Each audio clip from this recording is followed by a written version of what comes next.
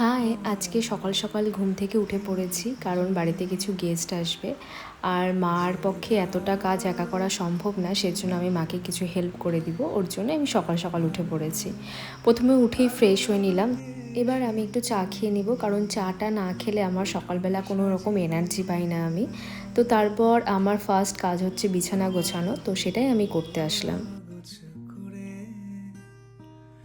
মায়া ভরা চোখে ঢালো আরো আলো, আরো আলো রঙে তুমি। আর আমের সিজনে কিন্তু খাওয়া দাওয়া নিয়ে বেশি একটা ঝামেলা করতে হয় না, কারণ আমি তো আম যে কোনো কিছুর সাথে খেতে পারি। আর আজকে আমি সকালবেলা খাবো আম, দুধ, রুটি। আর যেটা আমি খেতে ভীষণ ভীষণ ভালোবাসি। আর তোমরা কে কে খেতে ভালোবাসো সেটা কিন্তু অবশ্যই কমেন্টে জানিও।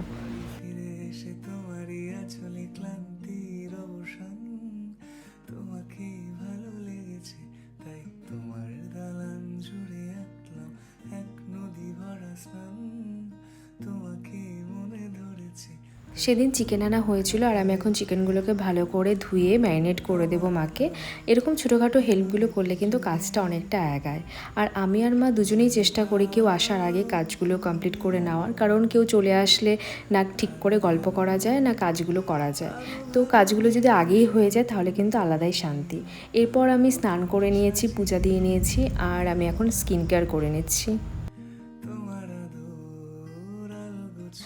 আর এদের দেখো, খাওয়ার টাইম হয়ে গেলে ঠিক বুঝে যায় কি করে জানি না, এরকম বাইরের বারান্দা দিয়ে এসে উঁকি মারে। আর মা সেদিন করেছিল মাছের মাথা দিয়ে মুড়ি ঘন্ট, আর চিকেনটা মাত্র বসিয়েছে। আর আমি এখন মানিদের জন্য একটু আম আর দই দিয়ে শরবত করে নেব, কারণ ওরা বাইরে গরমের থেকে আসবে। তো আসলে এরকম ঠান্ডা ঠান্ডা শরবত খেলে কিন্তু ভালোই লাগবে। আর সেদিন কে আসবে সেটা তো তোমাদের বলাই হয়নি। আমার যে কোচবিহারে মানি থাকে, এর আগেও তোমাদের ভ্লগে অনেকবার বলেছি, ওরাই আসবে, মানির মেয়ে আর তার ঘরের মেয়ে। আর এখানে যে আমার ছোটো মানি থাকে সে আর দাদাভাই আসবে। এই মাঝে কিন্তু মানিরাও চলে এসেছিলো, আর আমার সেটা ভিডিও করা একদমই হয়নি, কারণ এত তাড়াহুড়ো লেগে গেছিলো। তো আমি এখানে স্যালাড কেটে নিচ্ছিলাম, আর মানিদেরকে আসার সঙ্গে সঙ্গে কিন্তু আমি ফ্রিজের থেকে বের করে ঠান্ডা শরবতটাও দিয়েছি। তো এবার আমরা 3 ভাই বোন মিলে খেতে বসবো। অনেক দিন পর 3 জন একসাথে হয়েছি, খেতে বসে অনেক গল্প করেছি।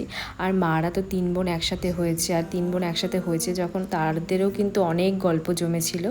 তো এরপর আমরা খাওয়া দাওয়া করে রেস্ট নিচ্ছিলাম, আর রেস্ট নিতে নিতে কখন ঘুমিয়ে পড়েছি সেটাও বুঝতে পারিনি। আমাদের বিকেলবেলা বেরোনোর কথা আছে। তো এখন আমরা রেডি হয়ে নিয়েছি, কোথায় যাচ্ছি সেটা তোমরা নেক্সট ব্লগে দেখতে পারবে। So by.